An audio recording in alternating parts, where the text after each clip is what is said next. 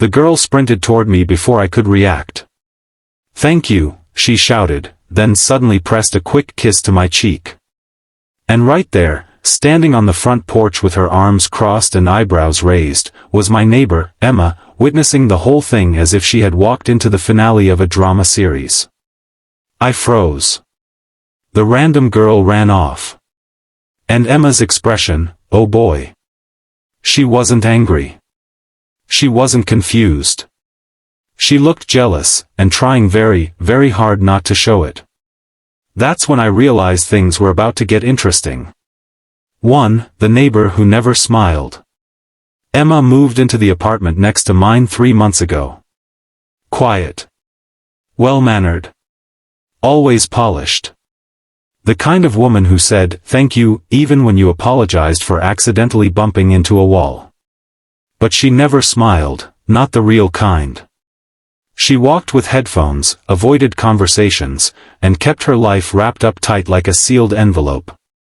Still, every morning on the way to work, we exchanged the same ritual. "Morning, Emma." "Morning, Alex." Nothing more. Nothing less.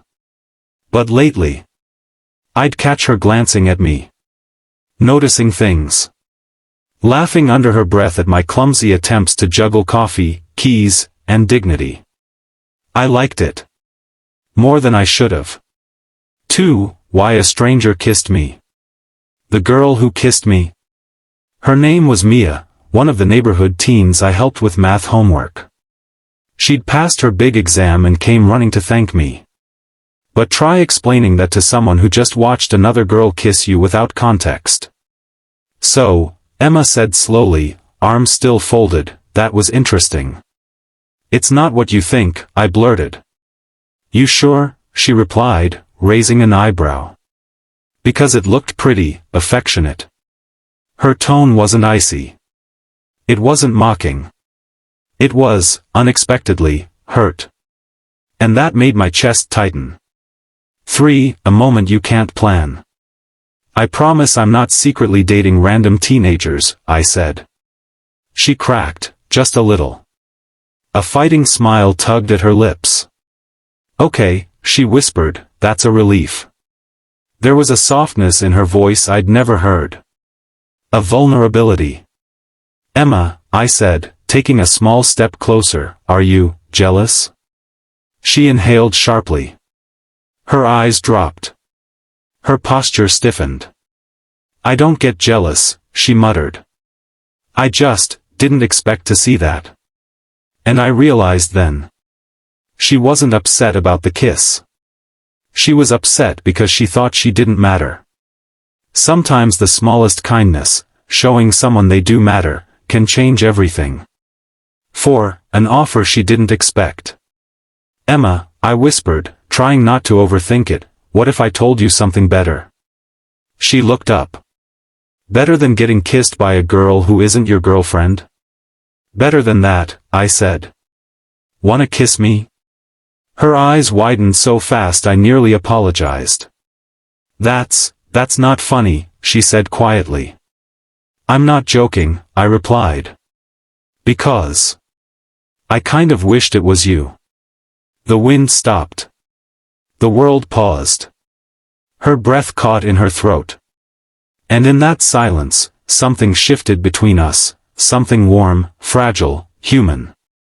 5. Her truth, finally spoken. She took a shaky breath.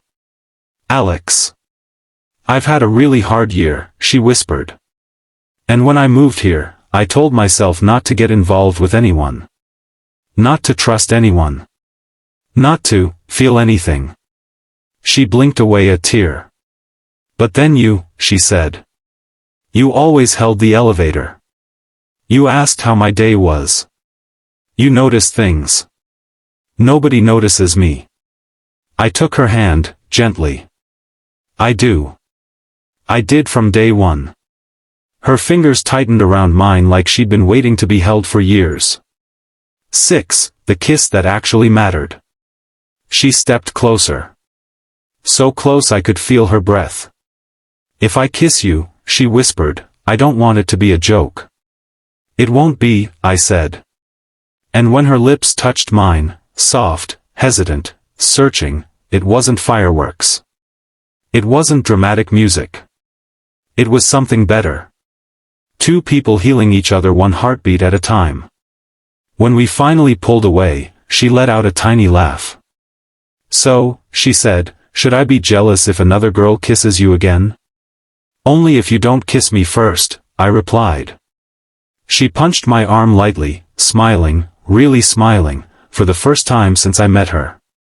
7. The unexpected twist. Just then, Mia, the teenage girl from earlier, ran back down the street waving her test paper. Mr. Alex. I forgot to show you. I got an A. Emma looked at me like, are you serious right now? But instead of jealousy, she laughed. A full, warm, contagious laugh.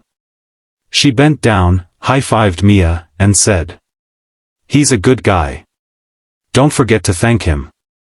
I already did. Mia grinned before running off. Emma turned to me with mischief in her eyes. See, she whispered. I'm not jealous. I raised an eyebrow. No? She slid her hand into mine. No. Because I know you're mine now. 8. A positive ending, and the message. That evening, as we stood by our neighboring doors, the world felt kinder. Softer. More hopeful. Alex, she said quietly, thank you, for not giving up on me. People don't realize how much a small kindness can change someone's life. I squeezed her hand. Then I'll keep being kind. And keep choosing you. She blushed and leaned her head on my shoulder. And in that moment, the message was clear. One gentle act, one conversation, one honest moment can heal someone who's forgotten what love looks like. Sometimes, we don't need grand gestures. Just someone who sees us, understands us, and stays. That day didn't end with jealousy. It ended with compassion. With connection. With hope. And with a kiss that finally meant everything.